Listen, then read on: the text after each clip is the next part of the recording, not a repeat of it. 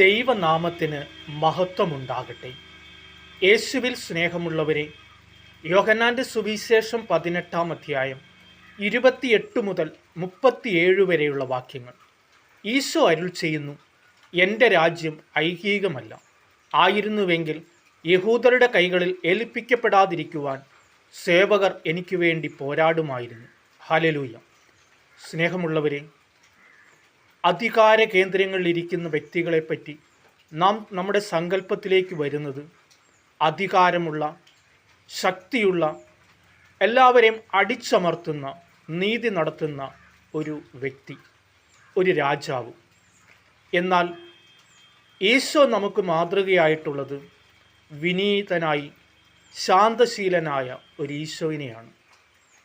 സക്കറിയ പ്രവാചകന്റെ പുസ്തകം 9-ാം അധ്യായം 9-ാം വാക്യത്തിൽ പറയുന്നു, സിയോൻ പുത്രി ആനന്ദിക്കുക, ജെറുസലേം പുത്രി ആർത്തു വിളിക്കുക, കാരണം നിങ്ങളുടെ രാജാവ് കഴുതയുടെയും കഴുതക്കുട്ടിയുടെയും പുറത്ത് ഇതാ എഴുന്നള്ളുന്നു.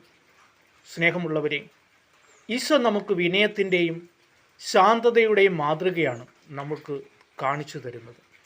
നമ്മൾ നമ്മുടെ ജീവിതത്തിൽ ശാന്തതയും വിനയവും പരിശീലിക്കുവാനും അത് നമ്മുടെ ജീവിതത്തിൽ പ്രാവർത്തികമാക്കുവാനും നമുക്ക് പരിശ്രമിക്കാം.